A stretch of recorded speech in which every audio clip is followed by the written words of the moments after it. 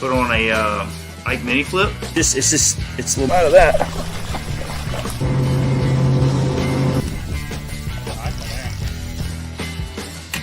Good one on a frog. Oh my gosh, how big his mouth is. To be a 4-pounder, if that thing had a gut, that's like a 5 or a 6. What's going on, everybody? I want to thank y'all for tuning in to One Objective tonight. Finally, we got the show going live. Let's go ahead and bring James on in here. What's up? We're live this time, man. We just did an intro. Take 2. Take 2. We just did an intro, and I realized that we wasn't live. We did. Yeah, we done a rehearsal before we did the actual real thing. Josh just wanted to make sure that I was actually good to go, fully clothed and everything. Just testing you. I've shot video like that before. You know, you go do a video and you really hit an intro, and you're like, I never even hit the record button. God darn it. So, anyways, I want to thank you for coming on, James. You're a big part of, well, we are One Objective. You know what I mean? Yeah. To do this show, it was very important to have you on because we're going to be talking about kayak rigging. We're going to be doing 101 kayak rigging. And you are the brains behind a lot of the operation when it comes to designing these products. And, you know, we put both of our heads together, but when it comes to putting the idea on paper, you know, like really getting it, that's kind of like your forte on that side. So it's important to have you on. I wish we had you on more. Now that you got your setup, we might be able to have you on a little bit more now. Yeah, if it works well, we'll be good to go. Yeah. We might even get into the outdoor side of things a little bit, you know. Yeah.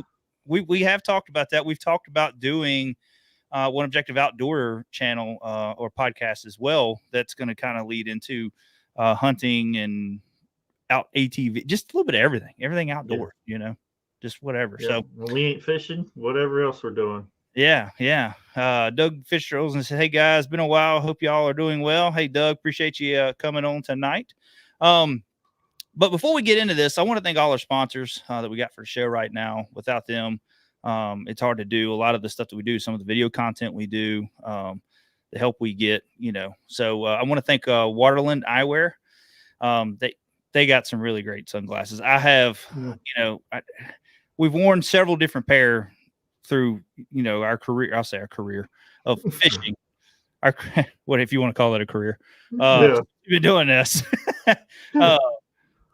Several different pairs, and I'm not one to change up on sunglasses, but I will tell you it's worth the change up when you get your pair of Waterland sunglasses.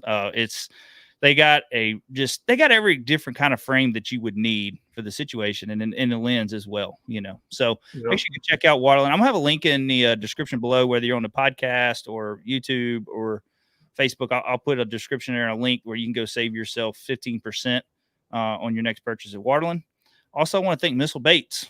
We all know how well Missile Baits is. Baby Destroyer, that's a hard bait to beat when dragging around a Carolina rig or flipping trees or and they got several other baits that are great. You know, I use the Shockwave a lot on my Alabama rigs now. So got a lot of great soft plastics. John Cruz and him do a phenomenal job on designing baits that kind of meet every criteria that you need when out on the water. So also, I want to thank Amped Outdoors.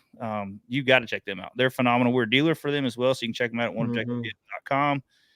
I mean, whether you're kayaking, whether you are in a bass boat, whether you're trying to live off the grid, I don't know. I'm just trying to think of every scenario, you know, that you would need a battery for. And I mean, you know, we go over and we stress a lot when it comes to motors, and we're going to talk about it a lot tonight when it comes to like having the most power that you need out of whatever you're running, whether it's grabs, motors.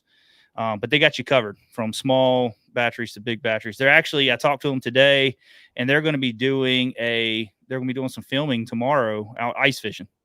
So they're big into that. Yeah, so they get some good deal for that. So, but make sure you go check them out. We got them on our website, all the different sizes you need. And we're going to talk a little bit more about them as well tonight and some of our setup videos or tips and all that stuff. So, but how you been, James? I mean, how's things going? I haven't been down there this week, so I mean, is the shop still up? It ain't burnt. Well, you know, I'm just handling it all down there. You know what I'm saying? But you know, it's doing all right. Yeah, we're getting through them. We're sending them out. Everybody should. We got a few people need to get their stuff out that just ordered today, but everything pretty much is caught up. Yeah, that's good. We have spent a lot of time in trying to get the shop organized in a way that we beat our what are we advertise our lead times at. I mean, sometimes we're off a little bit depending on demand and all that stuff and what we can get cut and built in that time, how many orders come in and all and weather and all that stuff. So, but we really took the time and organized things to get to where we're at a level now that we basically are almost shipping that day or next day on our shipments. So Yep, not unless it's on a weekend or late on a Friday. yeah, It's pretty much don't it's within 24 hours, but Yeah. don't hold us to it.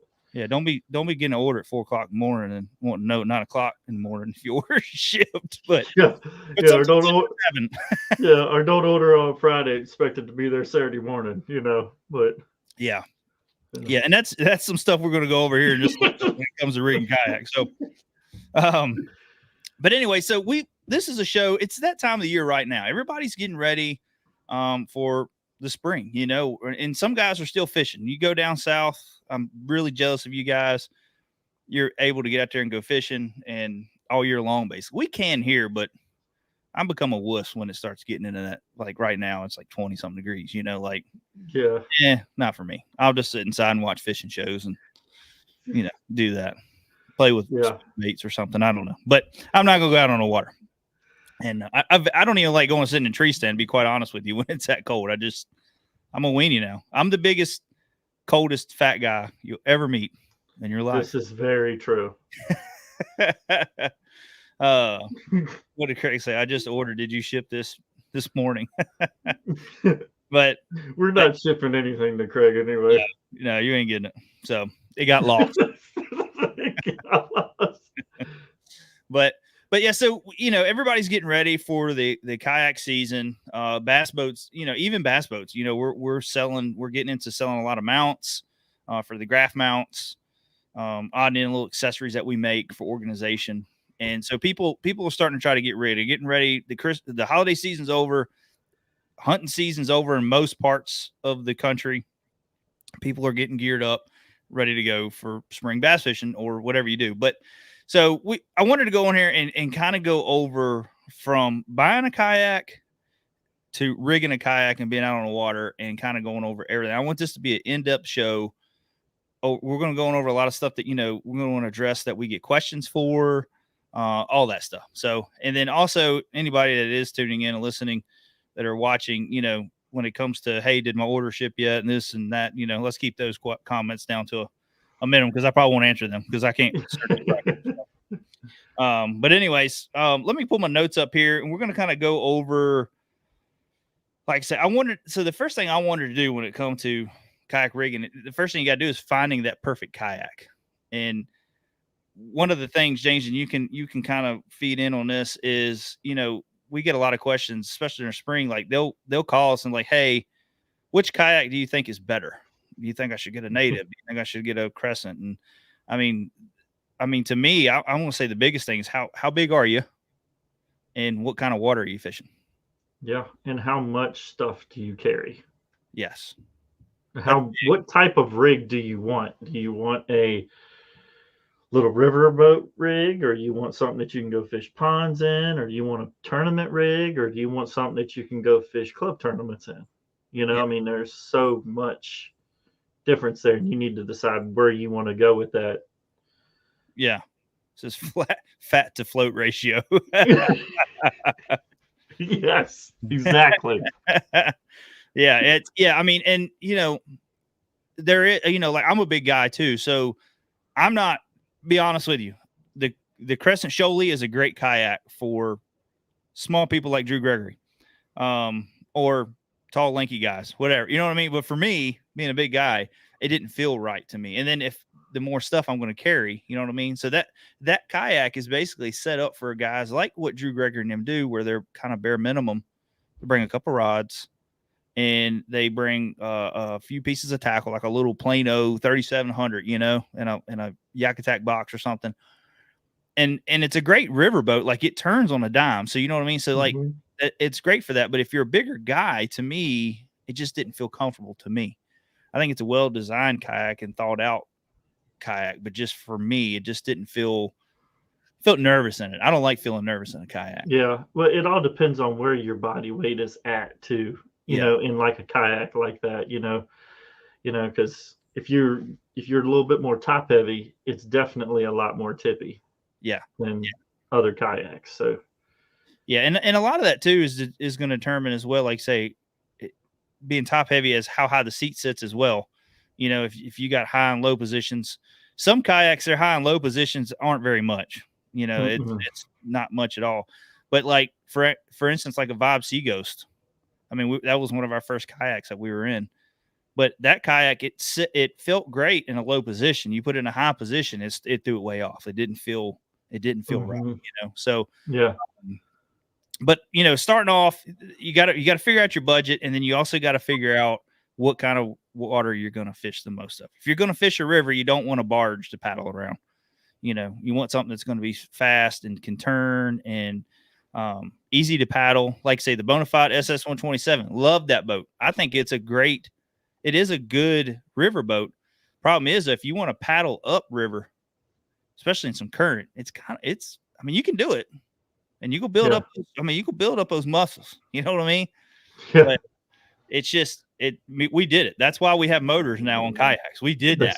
Yes, we did that a long time, and then like to me, probably one of the best river kayaks to probably set up would be if you want a pedal drive as well. Would be the Outback. Yeah, it's a low profile. You can skim over shallow water with the pedal drive and not have to pull it up all the time. But it's a really good kayak for that situation if you've got that type of budget and you want a pedal drive. Yeah. It's like say, and that's where you got to really determine your budget. Now, I've been down to Bob's Up the Creek Outfitters several times and been in there and helped. He gets busy and I'll help him out sometimes, just talking to customers and trying to figure out what boat they want. And, a lot of times people will come in, and I understand you got to have a budget. I mean, I know not everybody can go in and spend $1,000, $1,500 on a kayak. And they're like, well, I can go to Walmart and buy this $300-$400 kayak. You can, but I'm going to tell you two things. One, if you're just going to go and sit in your pond and float around a little bit, it's all right. But if you're going to go do floats like down the James River, it may make it. And some guys, it works fine for, but I've seen some of them boats get slam open on sharp rocks. We've heard a lot of horror stories about them just coming apart at the seam because they're just like a two-piece boat. Yeah. And they will come apart. We've had a lot of horror stories, especially people buying them from like Tractor Supply and stuff like that they've had some issues where the seal didn't seal and it's got sunk in the river the first time. But yeah, I think you could spend just a little bit more. We've actually been working with some Filfreeze right now, and that little Moken 10 that's a nasty seems to be a little beast, and it's cheap. Yeah, what did we say that price was on that? I can't remember what it was. I think it's Is it $6.99 or $7.99? I think it's $7.99 now. And I mean, it's for a 10-foot kayak, it's wide. Yes, but for a good little paddle kayak, especially like if you were going to do like what we like to do sometimes is wade the rivers and something that you're going to be pulling, like maybe through some rapids and stuff like that. The way that the compartment is on the front and everything for tackle and all, for being able to, fish out the front of it. Yeah. It seemed pretty cool. Yeah. Because, and that's kind of where we're getting at as, figuring out what you're going to fish a lot of. And like James said, we do a lot of wading during the summertime. And what we do is we just tie the rope to the boat and then we tie it to our life vest. And then we drag it. And sometimes it's great because you can kind of lean on it in certain deep holes and jump rocks. And, coming back down, sometimes we don't even ride the kayak. We just sit in there and just hold on. And hold on to underneath it and just kind of cradle it and just go float on down or whatever. But yeah. So, but like he was saying, it's got that cool little compartment up front. It's not like a dry hatch. It's just a little area with like a netting on it or it doesn't even have, it's like a deep pocket though. It's pretty deep. And like you can put your tackle in there and sorry, I didn't interrupt you, but you can put your tackle in there and if you pull the boat forward a little bit, you reach over and grab your tackle. It ain't all the way in the back of the boat. Yeah. It was a cool setup. Yeah, you can retie and everything like it. Just it seemed like it was pretty thought out for that type of boat, or if you just had something, because when we do something like that, we don't carry a lot of tackle. Yeah. I would say that we're probably more like that's our Drew Gregory setup. You know what I'm saying? Like we just carry 3 or 4 rods, and we know we carry 1 or 2 boxes with us, and we know exactly what tackle we're going to be using. Yeah. And if they ain't hitting that, we ain't catching it. You know what I mean? That's just how it's going to be. I Yeah. mean, and stuff like that. You just bring in a couple of jigs, you're bringing a couple of whopper ploppers, a couple of cranks, and like a Cinco or something. Like you don't need a lot. Yeah. But yeah, getting back to it, you got to figure out what kind of water conditions you're gonna. I mean, water systems you're gonna fish. Now if you're gonna go fish, say you want to go fish the ocean, you're gonna go fish the ocean 4 or 5 times out of the year or something, or if you do it every time. But like from where I live at, guys will travel and go fish the ocean once or twice a year, 3 times a year. If you're gonna fish big lakes, stuff like that, it's hard to beat a Hobie. I mean, it really is. Like, even back to the the Old Town Outback. Yeah. You see a lot of guys fishing in the ocean. Yeah, the Outback is probably one of the biggest ocean boats there is. I would say. Yep. Dean Bolin said, "Save your pennies and buy a top-rated yak. You thank yourself later." Exactly. Cry once. Yeah. So, it really, because you figure, like, for instance, Tractor Supply, say you spend $400. Okay. Well, say that boat goes to crap. Well, you really ain't got no warranty with those boats. I can tell you that now.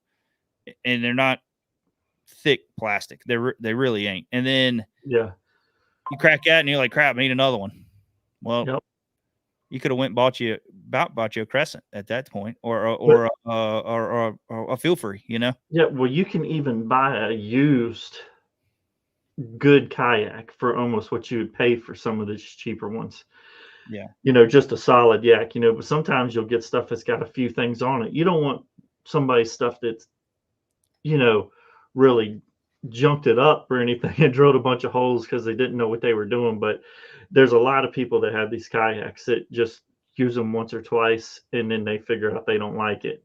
Yeah. And they bought a decent brand kayak, and you have to figure out if you want just an all-around kayak, because I know some people just can't afford to buy multiple kayaks for certain situations. So start out with a good mid-grade kayak that you could do everything with. And I would say one of them that comes to mind would be like the RVR or the SS127 that you could do a little bit of stuff and you can actually grow into.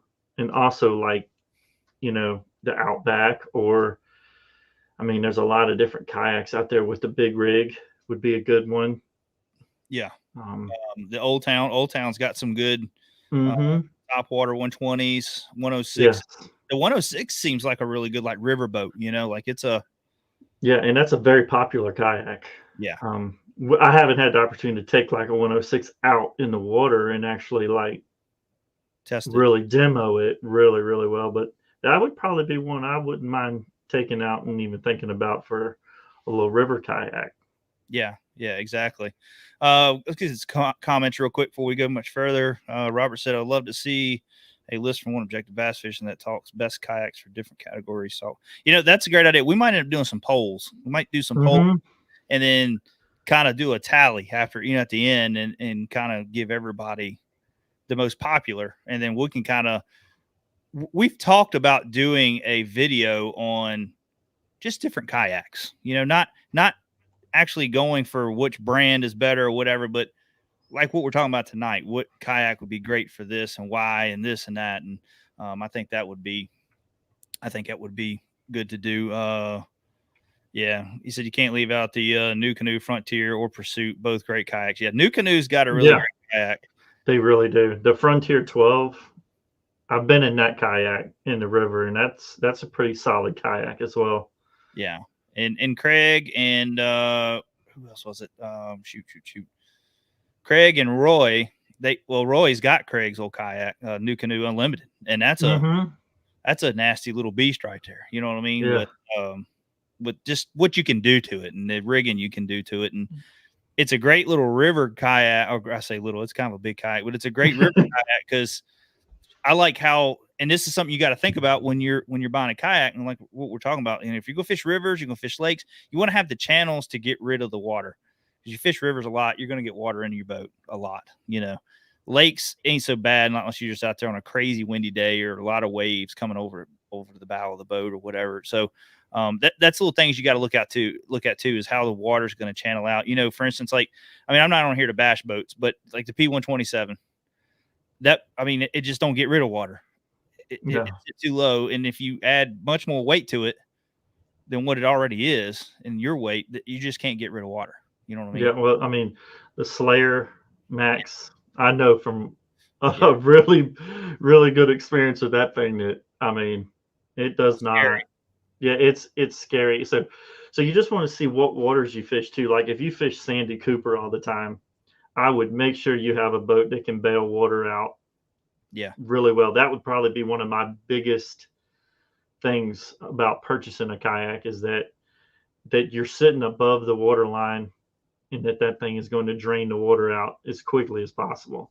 Because some kayaks do not. If you have to keep the scuffer plugs in the boat at all times, that's probably the kayak I would not buy for a lake or whatever that you're going to have lots of water coming in.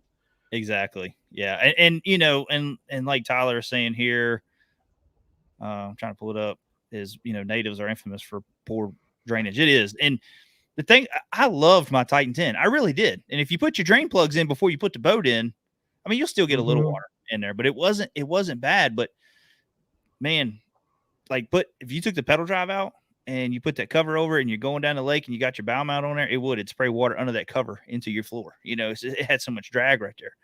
And, but yeah, but I mean, I'm not here to bash kayaks because we've just been in so many different ones and experiences with them and all that. And we just want to give you our experience with it. But these are things that you need to think about when buying a kayak. But my number one thing, and hopefully we're getting back to that this year, is demo days. A lot of kayak shops have gotten away from it. And me and James, we've helped, Journey Outdoors. We've helped Bob's Up the Creek Outfitters. I mean, we've done Appomattox River Company. And they had their day when we was on Bonafide team. And I mean, it's so important to have those days and go out. Because I mean, I'm tell you what, I love a Hobie. I love the Hobie PA-14. Certain guys that don't. I don't know why. I'm just going to tell you, I don't know why, but I mean, everybody's got personal preference, Yeah, and I think it's one of the. I think like a PA-14 because I was watching the thing that Alex was doing today about the PWR and all that stuff about tipping. Well, if you don't weight a Hobie down, a Hobie is made to carry weight, in my opinion. So if you just put yourself in that kayak with a few rods, it's not the kayak. I don't think. You know what I'm saying? Because it's a lot. It's a little bit more sketchy and way more tippy. But if you load the kayaks down like we do, I mean, when you're making tournament rigs where you're throwing, we got 3 60-volt, 60 amp batteries in there and tons of tackle and your rods, and then you carry your rain suits and you got a bow mount on the front. I mean, you've got a lot of stuff, and it still runs at the speeds it runs loaded, and it's way more stable than it is just taking a plain 14 out there, because that's a lot of surface to float around 200 pounds. It's just made to hold the weight. And that to me is like a tournament rigged kayak. It's made for that. Exactly. And that's kind of, like I say, we've talked about it enough, just like say going out and making sure if we had the demo days, that's great. Even ask your dealer if you're going to buy a kayak, hey, do you have a demo day coming, or do you have a demo kayak? Because some of them will have some demo kayaks. It might be a blend boat, or they had a little bit of a warranty issue. If they still have it, they might be able to say, we'll go to the local pond here. I'm not going to say all dealers can do it, but just ask them. Don't be scared to ask. Or they might have a pro staff on their team, on their shop, or know somebody that's got it that be willing to. Because I know, like, for instance, Bodify, when they came out, it was all over the forums, like it was guys constantly going in trying to help people test this boat out to Mm-hmm. get acknowledgement of it, So, and if somebody called and said, "Hey, can I take out the Hobie Outback?" Sure, come here. We'll go to the water. We'll go with you and walk you Mm-hmm. through it, show you. And I think it's important to set those things up to go test different kayaks because you just never know. And don't rush into it. 100%. Don't rush into it. Do your research. Go on all the forums. I mean, Yeah. we're part of most. We're part of pretty much any form out there, manufacturer, of just seeing the issues and whatnot and all that stuff. So make sure you got there and you do that. But do your demo, do your time, demo if you can, and then after you get your kayak, I'm a firm believer of don't go buying accessories as soon as you get your Or before you get your kayak. yeah, We've don't do had a that. lot of that, and people change their mind Yeah, on which kayak they're actually going to buy and want to trade up for mount different or things because they can't get that boat or whatever. Especially during the COVID days, that was it really was tough. horrible. And we had to finally implement something there with that because we were getting guys that were ordering all their stuff for, let's say, a Bonafide 127, for instance. They'd order everything we got, and then supply and demand chain, nobody could get it, and they found another kayak they like of it, and they want to send everything back. And Yeah, that's why we're saying don't buy something for a kayak that you don't already have yet, because yeah, for one, you might buy all this stuff, you get out there in this kayak, and you're like, I hate this thing. Like, I don't like it. If you can't demo it, and you get out there, and you're like, I hate this thing. Um, and but also the reason I say don't buy accessories yet. I mean, you can go buy you a cup holder. You can go buy you a Yak Attack rod holder or something if you want, just to hold a couple rods in a box. hmm Tackle. But when it comes to fully rigging and drilling and all that stuff, I think time on the water with it. James, you think that's right? I mean, go out a few times and fish in it. yeah. Me personally, that's what I like, and that's when you come out where you figure out exactly where you feel like you need to place like this rod holder, so I can just retie. Instead of throwing it all the way behind you or throwing it in the floor. You figure out where you want stuff around you because you have a small cockpit. Yeah. And it is amazing what you can do just sitting on the water and fishing and then looking where you have your stuff and just like, oh man, I need something here to help hold my lures, or I need a cup holder over here just to put my trash in so I Yeah. don't have it all in my kayak. Yeah. Absolutely. And Dean Bolin said too, is on this one right here. I'm sorry. Paddle and PFD first before any accessories. Exactly right. And this is something that you don't skimp on. Okay. Yeah. It's definitely your PFD. Don't go buy some junk PFD. I'm gonna be straight up honest with you. Spend the money. Either get you, if you're first getting into it, go get you NRS. You know what I mean? And then if you're feeling comfortable and you're liking it and you want to go to an inflatable like a Mustang Yeah. or something like that, and don't go cheap on your inflatables because Yeah. they're not all the same. I can tell you that right now. But it's Certain ones are rated for, you know, like fall or, impact. And, you have to be very careful. Make sure you read everything that you do. yeah, exactly. And then when it comes to your paddle, do your research on that as well. Don't just go buy a generic Walmart paddle because I've done that before when I had the Bonafide because I broke a paddle and went to Walmart and what was that, like probably like a 245 or 250 or something. Like Yeah. it wasn't, it sucked. You could paddle the Bonafide, but it sucked. Yeah. And because depending on your seat position, depending on how tall you are, how long armed you are, is going to depend on the length paddle that you need. So like say Yeah. Dean said it, Robert and him said it. Paddle PFD first, then go take your kayak out. I'd say 3 or 4 times. If you can go out there and spend some time and don't go out there and just paddle around in circles and, oh, I like this. Ooh, that's fine the first time, but then go out there and fish in it. You know what I mean? Fish in it for a little while.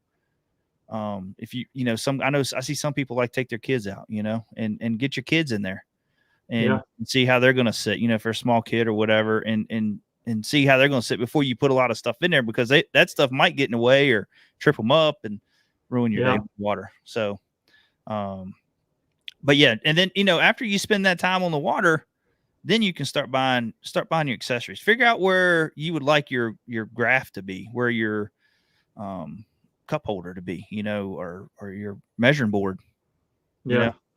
I mean, there's so many different things that we put on these kayaks now, and you want to know it's in the same place every time. Fluke Master, for instance, he is very particular on where he wants his net at. Where he can turn and grab that net. You don't want it to be if it's all. I don't know exactly which side he puts it on for sure, but like if it's always on his right hand side, he don't want to be on the left hand side another day. He puts everything in the same spot every single time. But yeah, so just little things like that. I mean, is there anything else I should add to that, James? I think we kind of hit that one, but no, like I said, just consistency. When you do start rigging, make sure when you have it there, make sure you try to put it back. Consistency is a big role in this stuff because it's easier to pack it.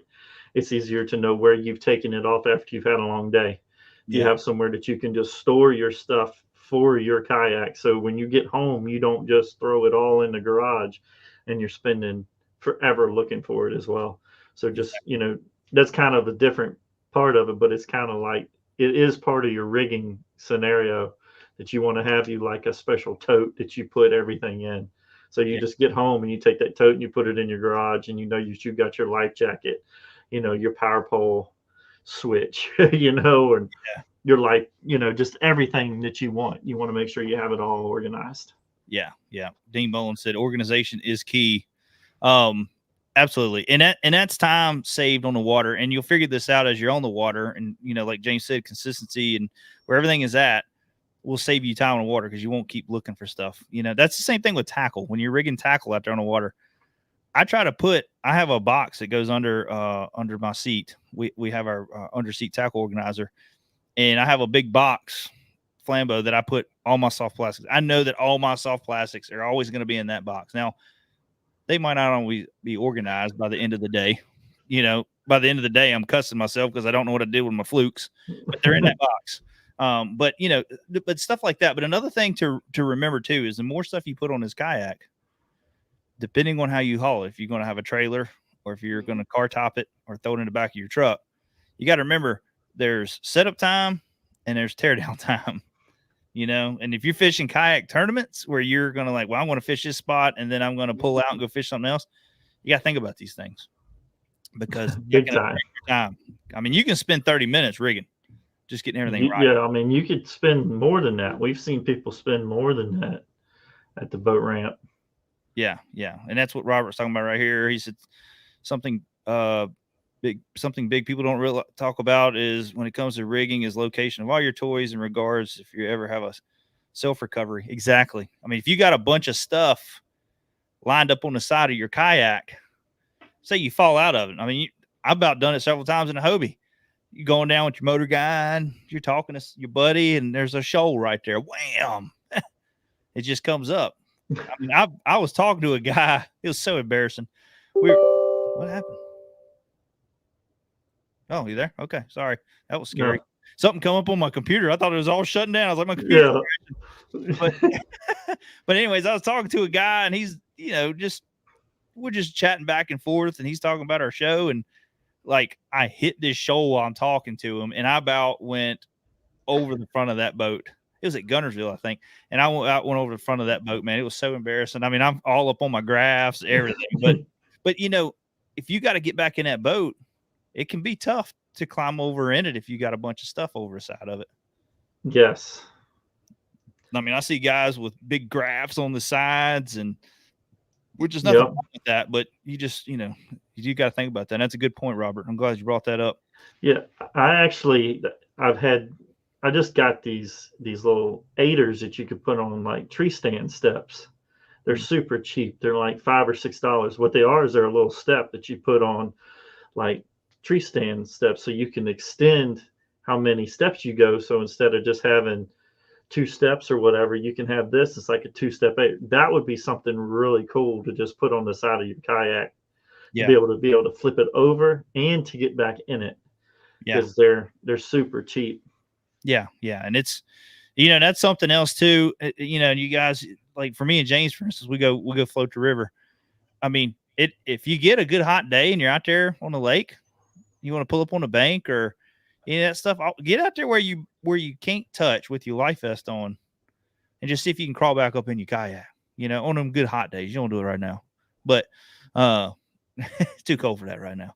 But just go see, because it's a good thing to know how to get back up in your kayak. We actually got the 107 one time. My son flipped over at Sandy River. Had the hardest time getting back up in his boat. Two of us trying to help him, and just didn't work. So we pulled him to the bank. Luckily, it was summertime. He had his life vest on. But so finally, I got him in the pool and showed him how to get back up in his boat, And like I say, Robert brought that up. That's a good point, and I think everybody should know how to get back up in their boat just in case something happens. But anyways, so let me get off of that topic. Time in the kayak, we went over that. What kind of water do you plan to fish? And that's something we talked about earlier, but it's going to kind of lead into motors, and your graph setup. That's a big part because, I mean, we go over it all the time, James. What's the questions we get? Should I put a bow or a stern mount on? Yeah, all the time. Yeah, and the first thing we always tell them is what kind of water are you going to fish? What's primarily what you're going to fish? Not, hey, I'm going to go fish lakes 80% of the time, and then I'm going to fish rivers the rest. Like, where are you going to be at most of the time? Because that's the setup you want. Yep. So, I mean, for instance, if you're going to fish a river, now this can go two different ways. If you're going to fish, depends on what type of river. Yes. Yeah.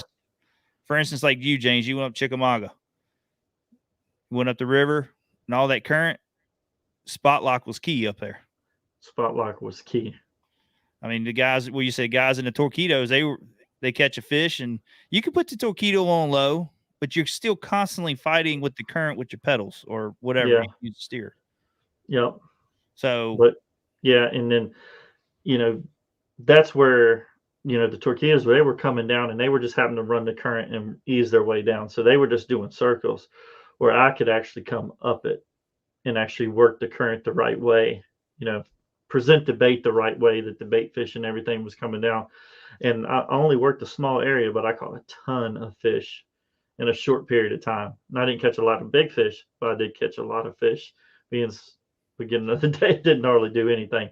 Yeah. And then like you're saying, and then like I would say, like you go up the river, like where you're at, the James River, where you go way up the river, or you fish in the Susky, where everybody's dragging their kayaks and everything. I would want a stern mount motor. Yeah. If that was the scenario you were in, because a bow mount's not going to do you any good. You're going to be fighting it. You're going to be pulling it up all the time, or you're going to about rip it off the front of your boat. Especially if say you catch a fish and you're fumbling around with the remote, or, that thing spins around and hooks a rock. You know what I mean? It could put you in a tricky situation. The thing about like a torpedo or rigging up like a DIY or like our mount, the non-actuated mount, where it kicks up, you hit rocks, it just kicks it up. It's not going to, less chance of tearing something up, really bad out to the water. So things like that is things to really think about when you're deciding on what you want to do with a motor. And we did a video about this, I don't know, 2 years ago, something like that, bow or stern. Yeah. And, we get a lot of questions, a lot of good comments about it. And I've bent a shaft under the front of your, bent the shaft under the front of your kayak. Oh, yeah. I mean, it can happen. I mean, it happens in bass boats, guys. I mean, going out there and hit it. And I've watched people bust shafts. And I will say the trolling motors now are 10 times better than what they were back in the day. They got give to them, I think that's a good deal when it comes to hitting stuff. You got a little bit to it. So, and that's what I try to tell people. Bow mounts are always like, man, I'm gonna tear it up because ain't gonna have no give, or you hit something in the force of the kayak. Well, that kayak don't weigh nothing compared to what a bass boat or a striper boat or whatever it is hit bank, and they hold up to them. So kayak ain't gonna. I mean, you can still break it. I ain't saying you can't, but you're but anyway. So I mean, that's a big thing. But also, James, I mean, why do you think it's important to? And I'm putting you on the spot here because I didn't go over these questions with you because we got on late. But when it comes to putting a graph on your kayak, depending on the waters you fish as well. Yeah, I mean, if you're going to be floating a lot of current that you're going, you might be running fast down through and stuff like that. I would definitely want a low profile graph, probably in the center. Yeah. Just because you don't want to hang your graph up because the current's to push you up beside a bank or something like that. I would want a center mounted graph, and I'd want it as low as I could get it. Yeah. I don't really like a high one anyway, especially like on the side and stuff like that. I mean, if you're making casts, you just got to think about that stuff when you're mounting your graphs. Like, you don't want your graph too close to you. I like to fish all the way around my kayak. Yeah. You know, like, I'm going to make a cast over here if I need to, and then I'm going to make a cast over here if I need to. If I'm going down a small gut, I'm going to fish both sides.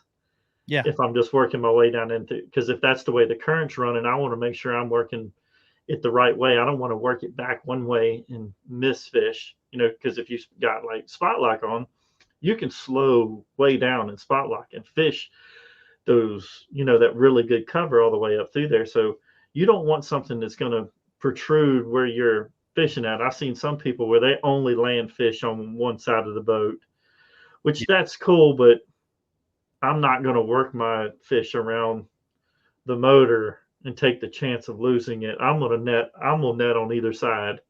I'm gonna get them wherever. So you just need to make sure if that's your setup, then that's what you do, because there's a lot of people that have really cool graph setup right there on the right hand side, and there would be no way for you to land a fish on that side. So it's just stuff that you need to think about when you got that 23 or 25-inch fish that you really need to just get in the water, and you're, you know what I'm trying to say. Into the lines that prop, even if the motor ain't on, you know. Yeah, they pull. I mean, some of these boats are big. Yeah. It would be tough to get it all the way around to PA 14 without standing up. Yeah. Yeah. You know, I mean, you got a 7-foot rod. I mean, but you're sitting in the seat. It ain't gonna. It's down underneath. You just. I mean, it's too much issue, and that's another thing to deal with. This is a different scenario, but it's something that we need to talk about. Is in your pedal drive setup. In that being said, if you have something like a Hobie where you can flip those fins up, and you have a fish that's underneath your boat, because me and you both have lost pretty good fish when they go underneath a regular pedal drive. Yes. And you cannot get that thing up out the water fast enough. You know, it's just not going to happen. Well, especially when you hold it with a hand and just the pedal and hit the lock, you know. Yeah, and I mean, you're trying to unlock stuff to be able to pull this motor up. You know, I mean, this, propel system, or I'm not trying to throw out propel or anything. I'm just saying it's that type of pedal drive system. They are a lot tougher to get up out of the way, especially one-handed. Yeah. So that's just a scenario to think about if you are using that type of stuff when you are landing fish in these areas. Exactly. And, getting back to the graph real quick before, I don't want to forget it. Getting back to the graph is also, you got to think about if you're going to fish a lot of rapid stuff, like on the James River, you can go up and you can fish rapids and you can come back down and fish deep water. So you got to really think about that too, as well. For one, some of these graphs, they weigh a little bit, you know what I mean? So like balance of your boat and all, hitting rocks and stuff like that. But the main thing is if you flip that kayak, that graph beating on rocks, going down, you know what I mean? Yeah. Like that's something that, so I personally, I don't know how, none of our boats really, when we go up in the rapids, we have graphs on them. You know what I mean? We normally don't. We keep everything low because for around here and where you're at, we got a lot of low laying trees. You don't want, that's one thing I like about the Hobie, because I put all my rods down on the inside on some of them places, you know what I mean?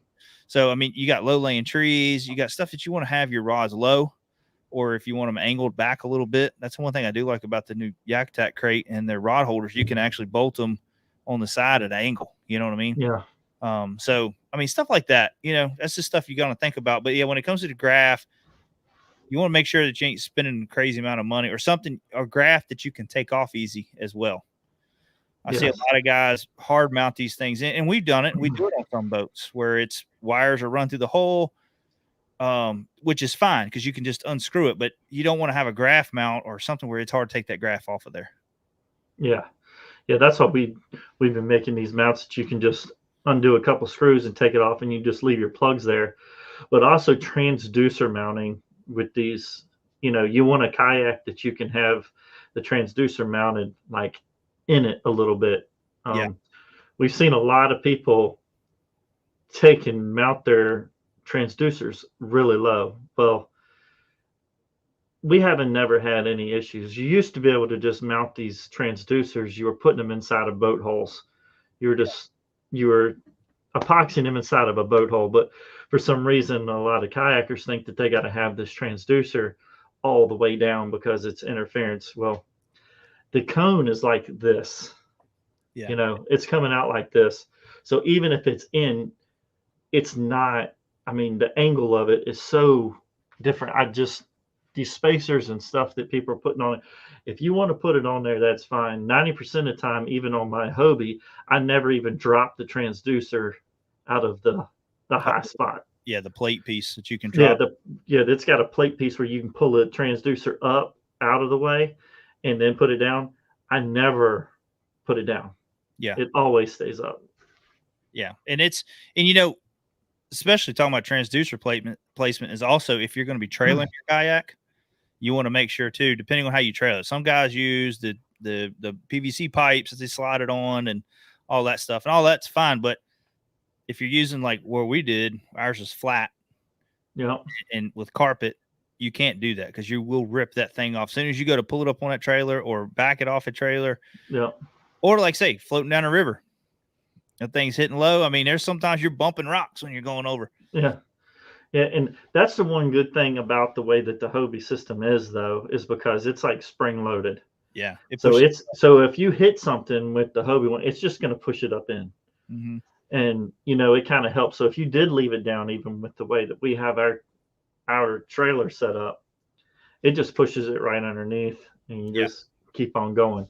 So, but on different kayaks, when we were running the Bonafides and stuff like that, which they have the dry pod that most people mount their transducer to, that makes it 10 times easier. And if you had that little rig and you could switch it back and forth between the different kayaks, that makes it really cool too, because you don't have to have all this different stuff.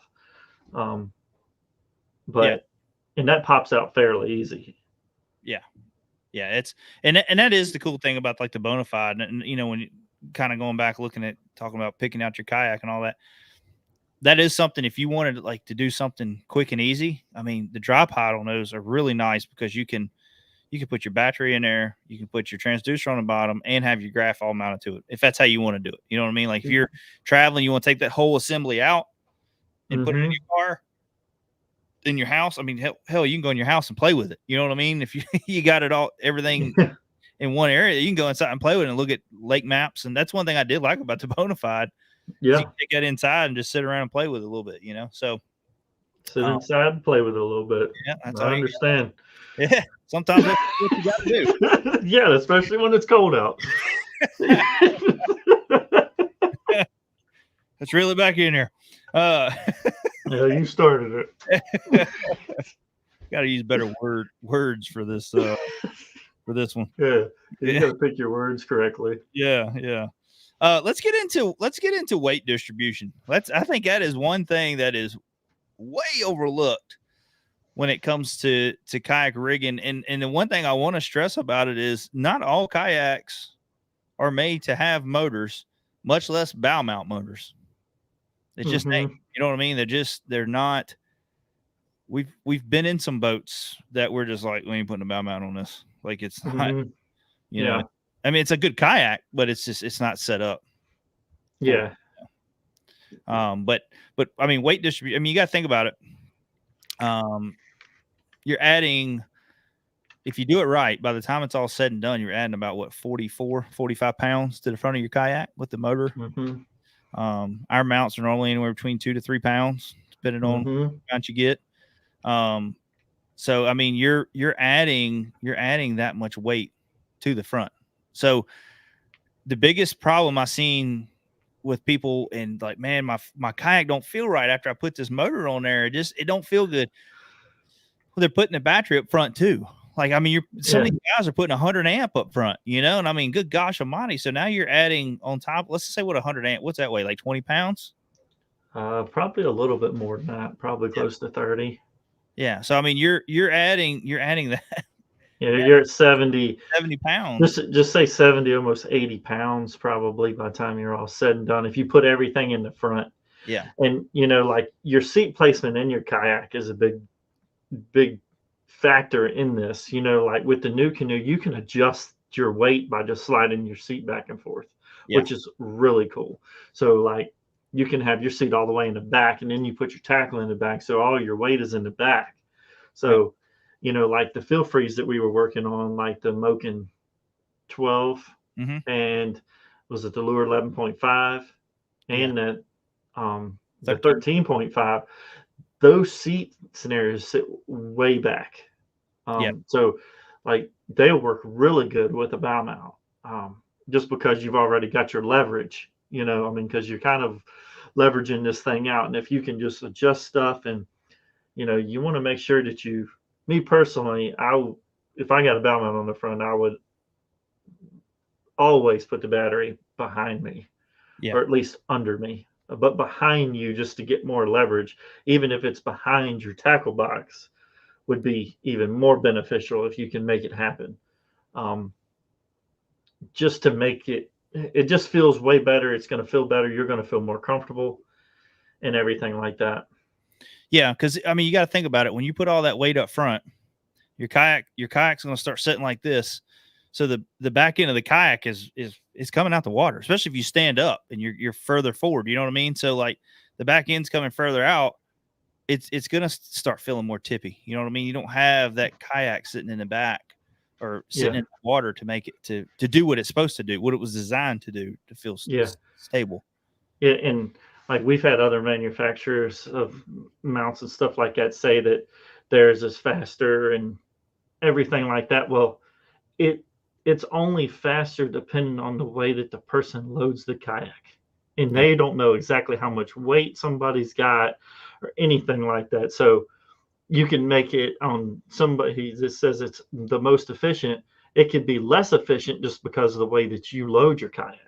Yeah. And it all depends on the scenario. Not everybody's kayak load, your weight, everything has got to be different. I mean, you'd have to be able to like adjust everything to gain just it just Fraction. a fraction of a mile an hour. So to me, that's just complete BS in Yeah. my opinion when it comes to that scenario. So don't lead into that, because it's all going to determine on your weight and your load. I mean, just because me and Josh fish the same kayak and we have the same load, we're not the same speed. No. Sometimes Josh is faster than me, and sometimes I'm faster than Josh. Yeah. So, and it all depends on the way we've got our stuff loaded. You can just be in a certain different area of the water. Yeah. We could be both coming down the river, but that doesn't mean that the river runs the same, it's running Yeah. the same speed. Yeah. You Depends on know, what side the bank the current's flowing up against. You know what I mean? yeah. So you can run just a little bit faster just by being on the right hand side of somebody than the left hand side. So it's a lot of scenarios to come through, and I wouldn't get caught up in you know just a teeny touch of a mile an hour difference, because all you have to do is pretty much take something out of your boat, or actually load something maybe heavier in the back and get that motor up a little bit more, or Yeah. whatever. Maybe even raise your motor just a touch more. So that's just my 2 cents It on is. that as It's a well. marketing tool for anything, of efficiency and all that, because the and we're going to get to this here in a minute, but being efficient is all in how, like I say, how you got your weight distributed, like we're talking about, but also what you're using. When it comes to the battery, comes to wire, comes to plug, comes to, that's going to be the difference in longevity of your battery. That's going to be how much drag you have on your boat. There's so many different things that is a variable. You know what I mean? Like even in the bass boat side. I mean, Yeah, you look at us with the Rangers and what we're running, and you go on the Ranger forums and everybody's talking about speed. One guy yeah, running 57, one guy running 49, same motor, same. Hey, I adjusted yeah, my jack blade exactly how yours is. It all depends on how the tackle is set up in that boat. If you got all your jigs and all your stuff is far front forward, and depending on how many grabs you're running up front, bow lift you can get out of that boat. And that's exactly the difference. Like everybody's going bigger with drafts. So like that's the same thing with a kayak. So just because you had it running this speed last year, well, you put a 10-inch graph on it, or you went from 2.9s to 2.10s this year because Bass Pro Shops had them on sale. Yeah. I mean, it's going to slow you down because everybody's putting their graphs a little bit farther forward now. You want to go in front of the pedal drive, so it's it just changes so much weight. You just want to try to keep everything different. I mean, you can have somebody like with your kayak and my kayak. If you go in the river a lot with your kayak, it's going to be a lot more scratched, and Yeah. mine might be smoother. So no, my kayak could be possibly faster, but yet yours could be faster because the grooves you cut in the bottom of it make it track better. You know what I'm saying? Yeah. I mean, like it's crazy. Yeah, exactly. Brady and Robert Brown, I know you're gonna love this. Brady was like, "What is a battery?" That is a unit that you use to power whatever you need, graphs, motor. Yeah, it's. I mean, I grew up around him, and I mean, I don't know where he learned batteries from, but hey, look, yeah. my wife works with a lady. We went to the Christmas party, and my wife said, "You need to come talk to her real quick." And I'm like, "Okay." And then she looked at her and she goes, "How do you say batteries?" Well, battery. And she said batteries. I was like, "Yes, there's another one right there." Yeah, So I mean, that might be your soulmate. I don't know. But no, let's get away from that one. Get me in trouble here. Anyways, No. but when it comes to weight distribution, a lot of that is key. Another thing too that we noticed when we rigged our Hobies the first time with the Humminbird, we had the Humminbird with the 360, the 12, and then we had a Garmin 9 on the side because we got that at the Bass Pro Shop sale. Mm-hmm. And then we had the live scope on the other side. Yep. And we were running all that, but that daggone Humminbird was heavy. It pushed you down on the one side. You could put your kayak in the water, rigged out, and you've seen it tilt like it's sit like that. Mm-hmm. That was a graph. If you're going to have it, it needs to be dead center. Yeah, or you need to have another. We needed to have two Humminbirds, but we didn't like the ones we had. But that's just us. But wasn't a big fan. No, but I mean, but that makes a huge difference, though. It's just weight and making sure you got everything level. If you're going to put a battery on one side, we just did Craig's in-hole plate this week, and he's got, I think it's a 46 or 40 Dakota lithium in there, and it's on the one side. So, but he put his Panoptics, and he's going to have all his wires on the other side. So he's kind of leveling it all out, but it makes a big difference. Yeah. In just having everything organized and level. Exactly. And in a perfect scenario, I know not all kayaks are made the same when it comes to storage in the rear, but because like you look at like the Old Town Predator, for instance, nice kayak, but you look in the back, I mean, you can't have so much stuff back there because by the time you get your crate and all that, you're not going to have the room to put like a big battery box like we got made up, in the back of that. Even the Bonafide, for instance, we would have to do something different than when we did with our Old Towns. I mean, our Hobies. Yeah. Just the way all that's going to fit back there. So, I mean, in a perfect scenario, what you want is that battery as far back as you can possibly get it if you're running a bow mount. Yeah. And I would say the Jackson NAR, they did that right. They made like a battery compartment as far back in the back of that boat as you could possibly get. Yeah. For that scenario. I mean, it just would fit right down in there. It's kind of like its own little unit. So Jackson kind of gets it, I would say, for battery placement, especially on that kayak specifically. Here's one Jonathan Graham did.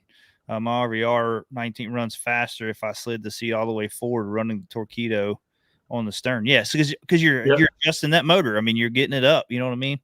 So, or you're balancing the boat out, one of the two. Yeah, you're bouncing out. So he's on plane instead of trying to get on plane. Yeah. Like he's plowing water one way, and if he puts so now he's kind of like he's on plane. Yeah. That makes a lot of sense. And, when we had our actuator mounts, we don't make them no more, but when we had our actuator mounts, it was really cool. Like when you had a Minn coat on the back, and we had a button on there where we could, as you're going, you just start trimming it up. You know what I mean? And you can know, but if you got too high with it, for one, it's going to blow out. But if you got too high with it, you'd start slowing down. You know what I mean? Because the front of that boat want to start coming back down again. But if you could get that thing set just right, you had that sweet spot on it where you could gain a half a mile an hour to almost a mile an hour, depending on where you had that set up at. And we played around with that on the Torqeedos and all that stuff, and it just actuators were hard to get. Were the issue, actuators were the issue. Yeah, and then the ones we were getting were just starting to become junk, so it was becoming a warranty issue more than anything. It was during the COVID times, and everything started getting a little cheaper. Yep. Johnson said, "Yep, the more level I could get it, the better." And exactly, I mean, that's, and going to a Torqeedo, for instance, I mean, you don't have that big battery, heavy battery in that thing like you would. You messing with the XI3 running 100 amp hour or 260 amp hour, whatever you're running, but on the Torqeedo, you got to figure the 1103 is a heavy motor. That is a heavy motor. I mean, it's a fast motor. I mean, it's crazy fast. Yeah. The only thing I don't like about that motor is I don't like the ability that I can't use that battery for anything else. You know what I mean? Like if you want to run lights off of it, or if you want to run, I just didn't like that aspect of it. It wasn't universal when it comes to the battery side. Yeah. And I agree 100% with that. And it's not something that you can just go to the store and get one because I'm fishing a tournament and now my battery is screwed. Yeah. And now I don't have anything to get me through this tournament that I drove 20 hours to get to. Yeah. And I mean, sometimes it happens in pre-fish. You go and you run 4 miles and you're like, God darn, man, that's my spot. I got my 1103. I'm going to get it. And then you drop your battery in the parking lot, cracks it open, or you happen to get water in it that day. Something happened and had a crack and got water in it. And then tournament time rolls around. You ain't got nothing, at least now with the Newport. And like I say, we're not sponsored by any of them. We've just run them both.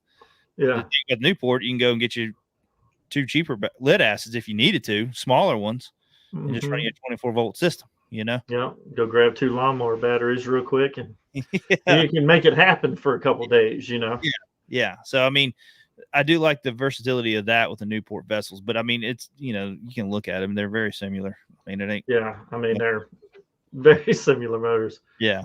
So, but I mean, just things like that weight distribution, like I say, we talked about grass, talked about motors, talk about your tackle.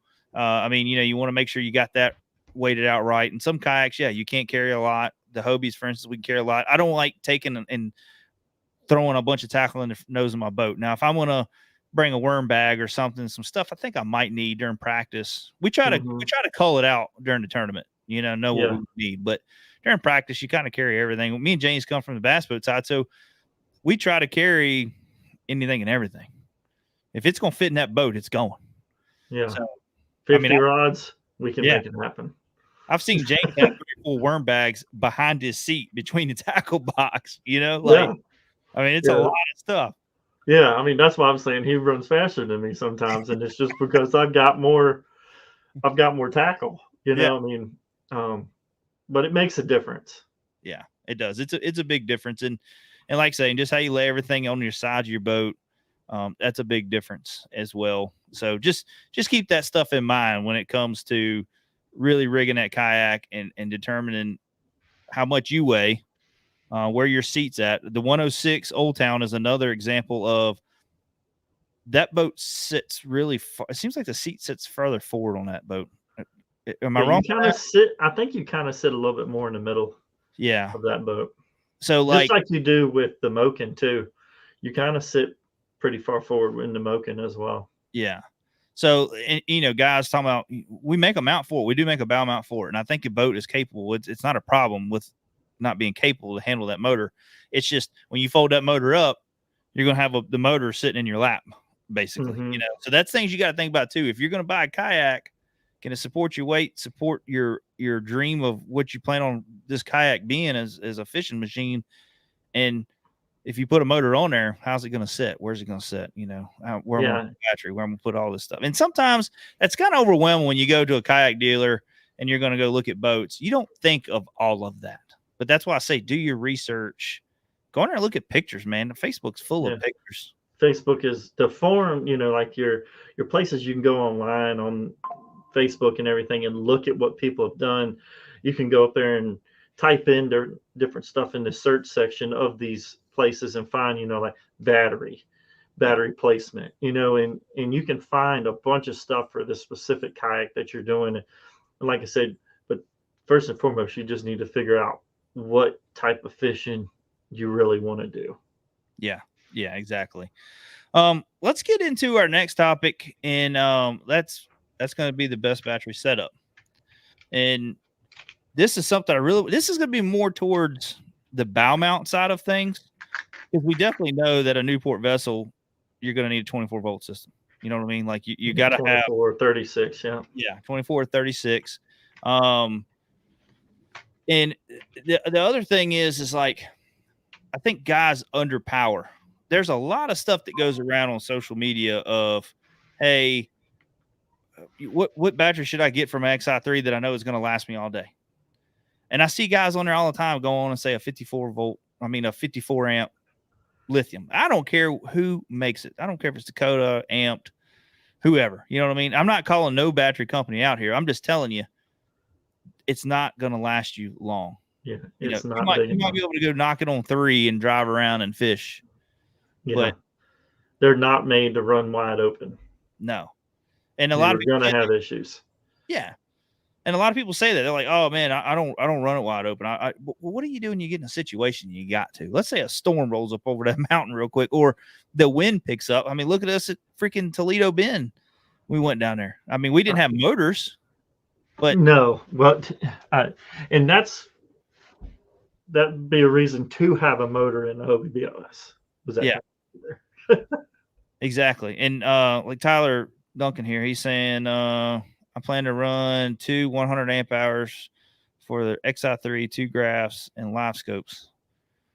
Yeah, I mean, me personally, I mean, that's not. That's probably what you need. Yeah, yeah. When you're running live scope and 2 graphs, I'm thinking 1 graph. When you're running 2 graphs, live scope, all because I mean it does live scope. It can drain one, and we know because in our Ranger, for instance, we were running our graphs just off the cranking battery for a while because we wasn't able to upgrade yet. Yeah. And they put too small of a battery in there anyways for cranking battery. So yeah. And if you don't, let's say you get in a spot where you're just kind of fishing this creek, there's bait fish everywhere. You're just running around and you got all your graphs on, your console graph. In a moment's time, it's drained. I mean, you can see it dropping on the graph there. Yeah, and you just want to make sure too on the battery size. The reason that you would go bigger, especially for your graphs and all, is because you lose a lot of quality in your graph when they start to drain. So when it's running like a lithium and it's running at 11 volts, it's nowhere near the picture that you had before when your regular lithium's putting out 13 volts. Yeah. You want it to be at that range because once the lithium gets to a certain point, it's going to cut off. Yeah. It's Yeah. So you want to make sure you got enough. He could probably get away with a 60 or 65, amp battery if he needed the room. Yeah. But if he can fit 200s, go for it. And then I would actually put a jumper in there so you had it so you could actually just plug it in to your other trolling motor to be able to get back if you had an issue. And that's where having something at least like 64, 65 amp hour battery that you can run the XI3 if you did burn up your 100 amp trying to get to a spot and you ran out of juice or you're fighting winds like we did in Toledo Bend where we're pedaling. Normally we'd be moving our Hobies at 4 miles an hour as fast as we were using our pedal drive, and we were running maybe a mile an hour, if less. And I mean, you're doing there dying, trying to get to a point where you can stop, where you can actually get to somewhere where you are out of the wind. Yeah, exactly. And Brady wants to know, has anyone used 160 from AMP? I haven't used 160. I mean, so far everything we've done. I mean, for instance, our setup with live scope, and we're running the 12-inch Garmin on there. What is that one called? The 8312? Is it 8312? Is that how they? No, the 12. I don't know, but It's yeah. We got the one that's got a little bit faster processor in it. I mean, it's really clear, and I mean, it's a little pricey, but it's a phenomenal setup. But I mean, that graph there can pull some juice as well. But we run that, our live scope, our GoPro batteries. That's our GoPro chargers, nav lights and nav lights, interior lights and yeah, everything. But you're not running all that all the time. yeah. Yeah. So, and that's on a 60 amp, and that's all day. I mean, and sometimes these days that we're practicing 8 to 12 hours, of except when we did Chickamauga and all them other tournaments was really cold and we got out when the sun come up. But anyways, that's beside the point. But and we had plenty of juice, but I'm not saying, because I mean, for instance, I mean, in our boats we're running 100 amp hour just on our graph stuff. Mm-hmm. I'm kind of, me and James both the kind of, I don't want to go out there and hope that I got enough to get me through the day. I want to go out there and know that I got enough to get me through the day. I don't want to have to worry about that in the back of my mind. Yeah. And when you do this setup, though, running the right gauge wire to everything is the biggest deal of it all. Mm-hmm. And because voltage drop is the biggest deal in all of that for like your electronics and your trolling motor. We see a lot of people that don't like the Marco plug. This is kind of getting off the subject just a little bit, but the Marco plugs that people have been using for decades in bass boats, and they're running 30 some feet of wire from the battery to there, and they're not running a big enough gauge from there, or they're putting their fuse in the wrong spot, their breaker in the wrong spot. Your breakers need to be as close to your battery as possible. I don't care if it's a Newport vessel, or your XI3 or whatever. That thing needs to be damn near on top of your battery, and you need to run the right gauge wire. I would say 8, even 6 gauge marine wire. We sell it on our site by the foot, and I mean, that's the biggest deal. You can burn up some stuff if you don't have the right wire. Yeah, for sure. And clarity. You're going to get okay. So we're going to go over this. We're going to jump into this real quick too, because this kind of goes along with your battery setup as well. So let's say you get you 100 amp hour battery. Okay, now you're not going to lose power whatsoever. Okay, running your graphs all day. But then you're going and setting this graph up and you're tuning it and it's staticky, or you got a lot of interference with odd and end other thing. And say, let's just say, for instance, your trolling motor is not even connected to that battery, because you shouldn't be running a graph battery with a trolling motor battery at all. You're going to be so mad when you get on that water. You're trying to use your graphs. I'm telling you, it's horrible. But you can get interference depending on if you run them side by side down your boat and not crossing or any of that stuff. So you can get interference out of all that. But the main thing is, there's companies out there, I'm not going to name no brands, there's companies out there that are selling these wires, and it's supposed to be the ultimate setup, where your graph is going to be so clear, this and that, blah, blah, blah. And look, it does. I'm not going to say it doesn't work, okay?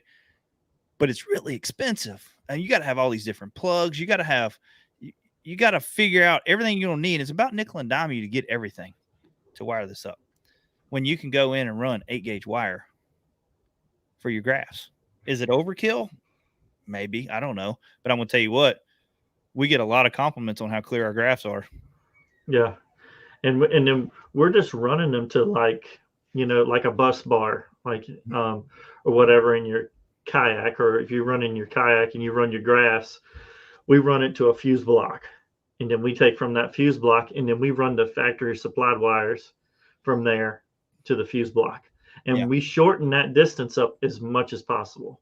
So if your graph comes with 6 foot of wire, I think that's pretty standard, about 6 foot, and you coil all that wire up behind your graph so you can plug it in, you're going to get a little you're getting voltage drop because you've got all this Yeah. extra wire. Cut that stuff down.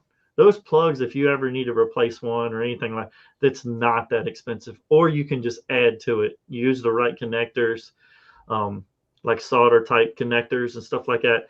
You can put that thing back together, and it's really not going to affect it as much as if you just having all this wire in your boat and you're adding weight. Because in a kayak, that makes a huge difference. Yeah, exactly. Exactly. Yeah.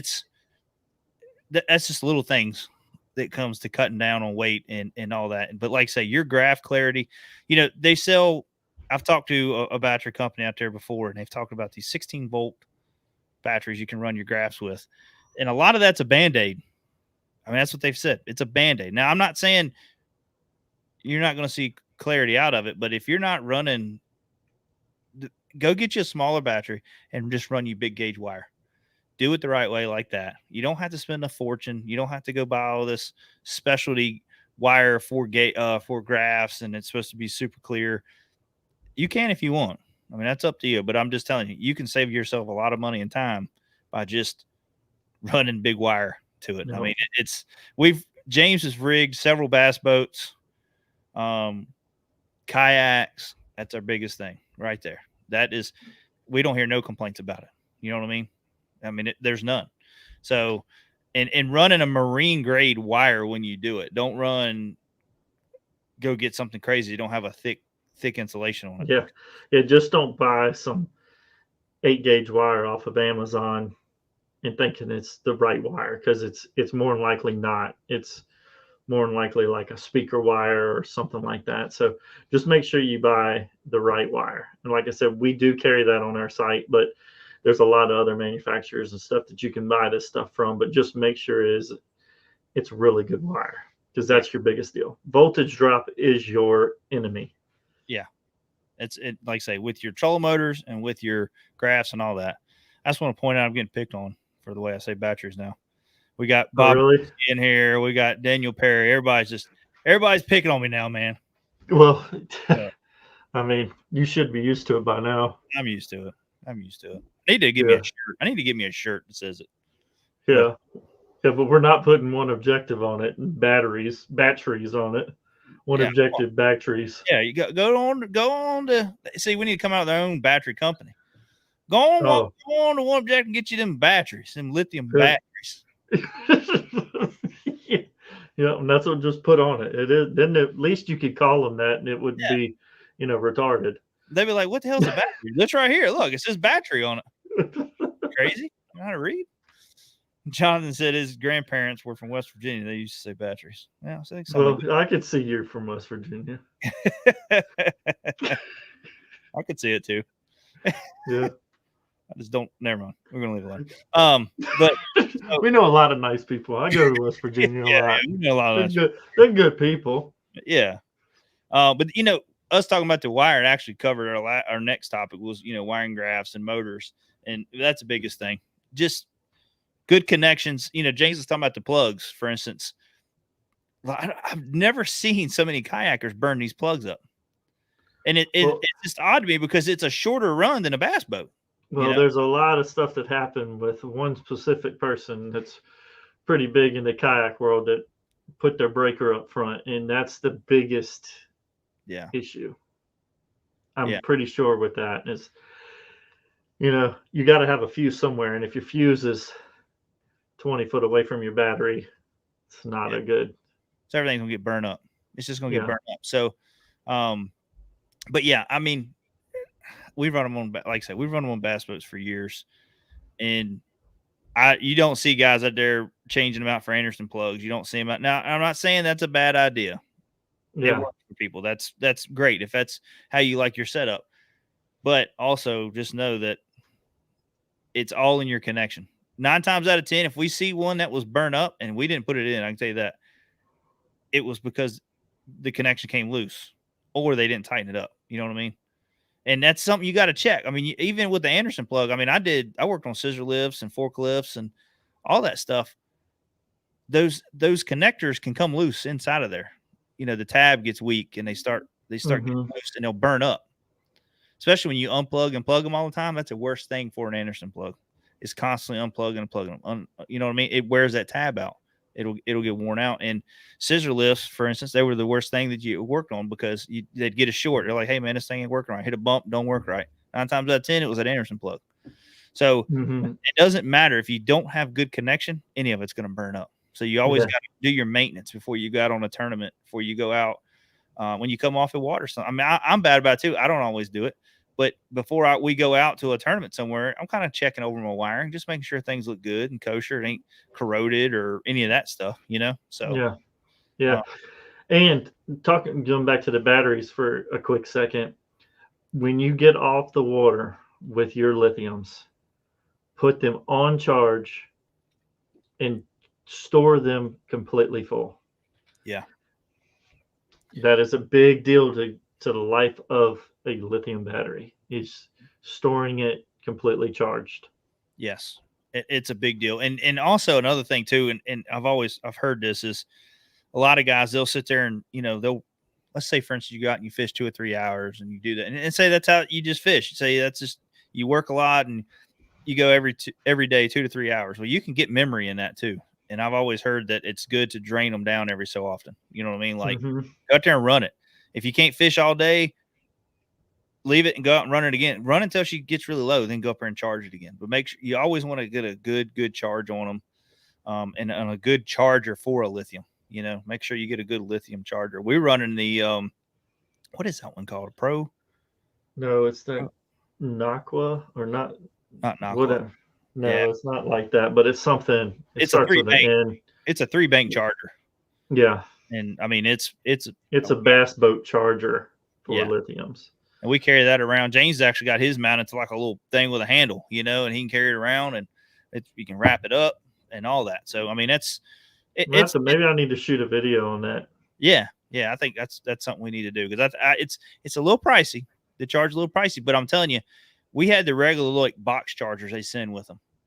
And if you go out there and you fish all day and you put that thing on charge, it might take 8 hours to charge it. It can take, I mean, I've had it where I've plugged them in and next morning that thing just cut off. And I'm like, well, crap. I got to charge my graph battery, so. And on a charger like that, it lets you know where it's at in the process of the charge. Yeah. So you'll know how charged it is, without actually taking it off a charge. You'll be able to see how well it did. And we put Anderson plugs on that because you can just plug it in and then, you plug it into one receptacle in the house. So if you've got, we go to a house and you got 5 or 6 people. Well, if everybody had 2 or 3 lithium batteries, you ain't got enough plugs in your house to be able to charge everything. Yeah. So it's nice to be able to just put that one on and then charge it, and it charges every one of them at one time. Yeah. And kind of let's get to sizes because I think we skipped that real quick. I want to make sure we cover that real quick. When it comes to rule of thumb for me, for us, I always say is when you get to about 50 pounds of thrust, the least I would say is an 80 amp hour. I mean, we run 80 amp for a while with our XI3s when we were running the Slayer and the Titan, and didn't have no problems out of it really. No, we never had any issues with the 80s. No, so I mean, I'd say 80 and up.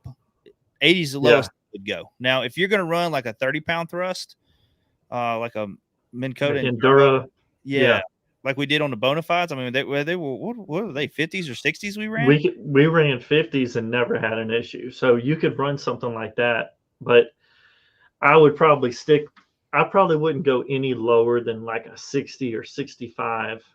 Yeah. Period on any motor, and if you're spending all this money for your XI3 or, your Newport vessel and stuff like that, don't chintz out on your batteries because that's what you spend all this money for, is to be able to use that motor. So I would stick, like you said, with 80 would be probably the minimum that I would say for people to go buy, especially with an XI3. Yeah, for sure. Exactly. Yeah, I think, and then when you're going to get down to your graphs and all that stuff, I mean, I see several guys on there talked about running 45s, and I think that's fine. You just got to really think about what you're running. The graph itself, a lot of times, don't run as well. The newer ones are running a little bit more, especially when you get bigger size. And Jonathan Graham talked about it earlier about your brightness. I mean, you got your brightness wide open, that can burn it up too. I mean, it's using a lot of juice. So you can tame it down and tune that down and help conserve a little bit there. But everybody's running active target for the most part. I'm not saying everybody is, but it's a good portion of the tournament anglers are running some sort of active target or and if not, you will be more Yeah. than likely. If you really get into it, you're going. So spend the money now, cry once Yeah. instead of having to cry twice and have to buy another battery just because you didn't have a big enough one to begin with. Yeah. Bob said, not everybody. You will, Bob. We've had this conversation. It won't be long, buddy. Oh, yeah. Bring it on up. Yeah. I got some stuff. We'll get you rigged up. Yeah. We'll bring your boats down there and let them go out in it and use it. We're going to put that 22-inch screen on his shit. That's what he needs. He's so old, he probably needs that bigger screen. But yeah, I mean, you can get away with 45s. I mean, if you're going to run a small graph, like the guys that put like for the Bonafide, for instance, a lot of guys like putting the smaller, what is those, 10 amps and 20 amps batteries in there. You could do that. You can get away with that and just run a small graph. But I'm going to tell you right now, that's not going to last you all day running live scope and stuff. You're going to run it down really quick. Yeah, and you could possibly burn them up. I mean, you're going to be pulling a lot of juice. Yeah, it's definitely you got to really think about these projects when you just can't jump into them. You really got to map it out and figure out, from buying your kayak to putting a motor to graphs. You really got to map your task out here and figure out where you want everything and all that stuff. So let's get down to let's see if we got anything on here we want to cover real quick before we get down to the last topic. It's starting to get late. Let's see. What is Chris saying? 30th hour for my live scope. Oh, okay. Gotcha. And 50 for my 2 graphs. Yeah. I mean, if you're going to run it separate, you kind of get away with that. You know what I mean? And it all depends too. Cause I know sometimes people have this battery sitting here and then they're like, I already got this one. You could either sell that one and go buy you like a 50 or a 60, you know what I mean? And run everything. Or like say you can do like he did and just kind of put it together and have two different sets, and that works fine as well. There's a chart that used to calculate my 2 93-volt live scopes that were operating on a 100-amp battery for 14 hours running nonstop. Yeah, I believe that. 14 hours. I mean, that 100%. I don't think you have a problem with that. So I mean, and that's one of the things too. Like say if you run it, and because most tournaments ain't long, what are they, 8 hours, something like that. Then or something. It depends on what time. But you'll be on the water and stuff like that longer and stuff though. But you might be on there for 12 hours. Yeah, during practice time, definitely. You know what I mean? But during tournament time, that's one of the things. If you don't get a charge, you can't get a charge. At least you got a big enough battery that might last you the second day if you're up there. So, Bob said bifocals are a thing. Just saying, brother. Oh, I'm sure. I'm already wearing glasses. I can see Bob like this now using live scope. We got the bifocals going. Yeah, you can zoom in. We'll put that big screen on there. It'll be set. Look at this. Look at this fan right here. At least they know what they like. Oh God, she must be blind. She might need bifocals. Right, I don't know. But yeah, so I mean, that's mainly it on when it comes to batteries. Making sure you go bigger than what you think you need, basically. You know what I mean? Yep. When it comes to trolling motor sizes and all that. If you think, I think I can get away with a 50, then you need more. Yeah. I mean, it's just how it is. I mean, you never know when you're getting caught in a storm or big windstorm or just anything. A lot of current. You know what I mean? You just never know. You can burn one up quick. So, but make sure you just go bigger than what you're going to need. My last topic here is trailer or not the trailer when it comes to your kayaks. I mean, we do get a lot of questions about that. They're like, man, should I get a trailer for this? You think I can car top this or whatever? I'm telling you, it's all for one, the space that you have. Guys like Craig, for instance, I don't mean to put you on the spot here, Craig, but like where he lives at right now, it's hard for him to put a trailer where he's at, So he's got to go park it somewhere else. sometimes it's hard to just even get a kayak in where you live at, depending on where you're at, getting in your house or whatever. So, Yeah, but HOAs and stuff like that, depending on where you live. yeah, yeah. And I mean, but I'm always, since we've gotten trailers for them, I will not car top another, not unless it is a Lynx or a Compass or something like that. You know what I mean? Yeah, Like something maybe super like even small. like a river style kayak where we might Yeah. be, Yeah. Smoking, for instance. going just going and doing something small, like maybe even fish a pond or something like that. But Yeah. The yeah, Moken 10 is another one that I felt like was a good one. You just throw in the back of a truck or on top of a car real quick. and Uh, that wheel on the back, that's hard to beat. mm, I You do know, like for something that's where that one would come in handy because if like you're in the water and you got it loaded down and you're trying to get through an area, like we've got some spots like in the Big Otter, yeah. like just where it's a little rocky, you might could just pick that thing up and wheel that joker right across there, and be Yeah. really easy. Yeah. Jonathan says I like being able to leave mine loaded up and trailer it so I can hook up and go to them any minute. Yeah. And I'm going to tell you what, that is key when it comes to tournament fishing. I mean, there's times, man, where if I know the boat ramp ain't far down the road, I've done this. Actually, I was frustrated at Chickamauga when I had my Titan run. I had GoPro cameras on the back, rods still sticking up. Like I went on down the road, and got to the next spot, jumped into the water. I didn't have to unrig nothing. But but for the Hobies, for instance, like when we fish, like you're pre-fishing, sometimes you can stay at a ramp all day, and then there's days you're like, man, I got about 3 or 4 different ramps I want to hit because there's only a couple spots in here that I'm really interested in. You can. It's just like a bass boat. It really is. You can pull it right up there. You can leave your rods in the boat. I run like a little bungee there or something just to kind of make sure everything stays down. But Yep. and you run the way we got our trailers. You just run 2 straps over it, lock it down, and you go.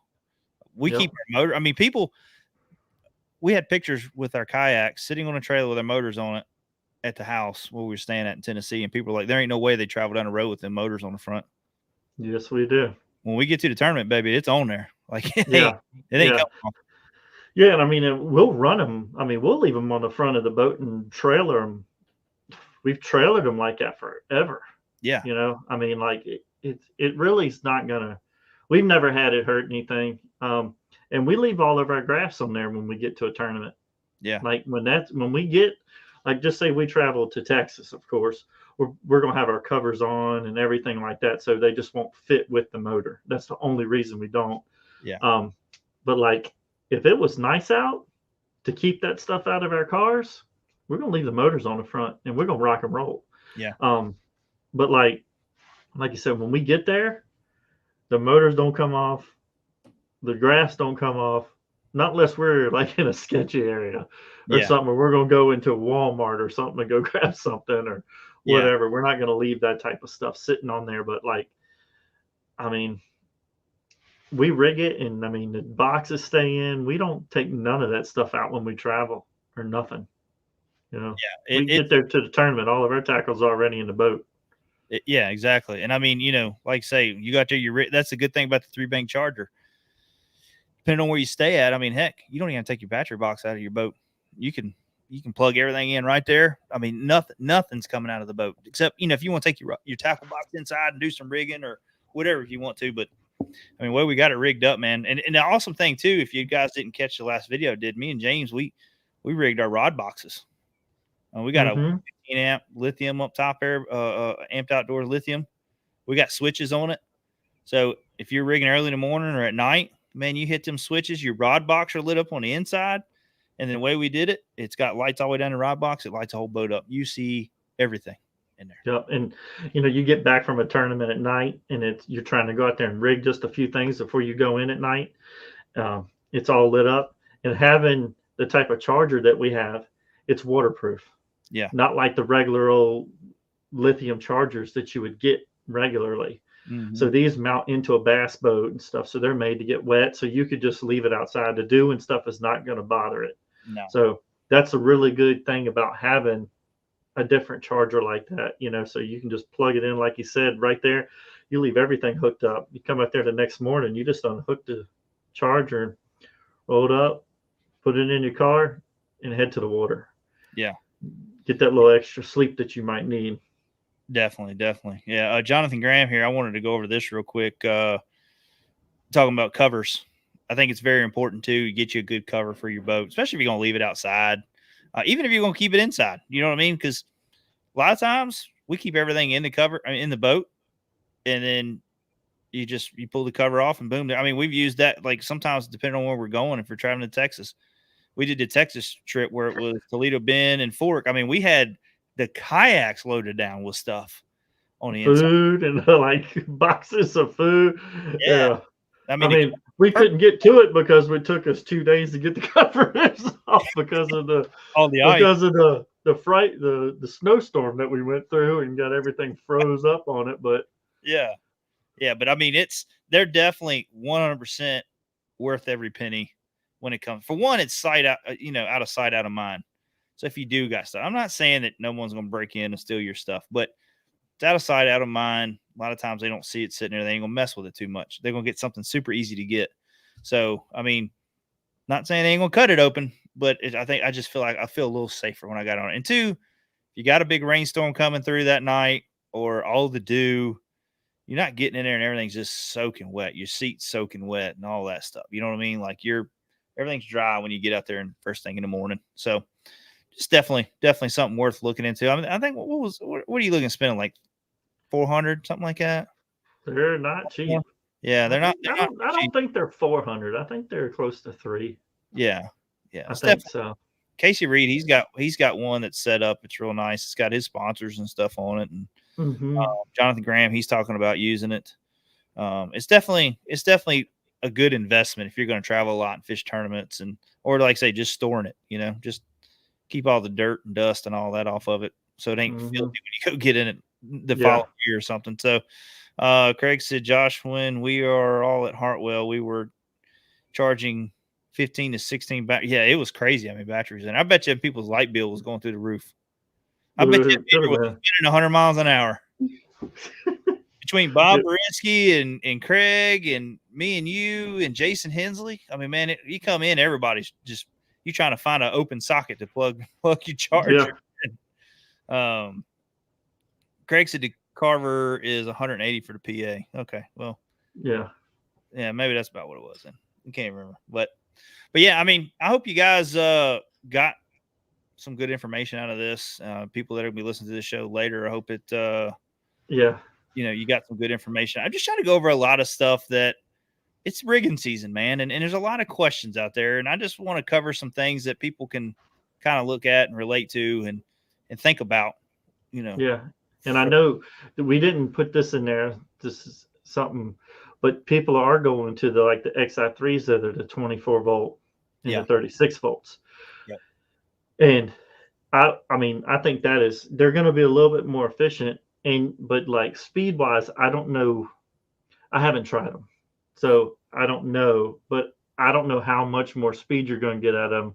So just be wary when people are giving speeds on what their kayaks are getting, that they're not using the 36 volt trolling motor instead of 24.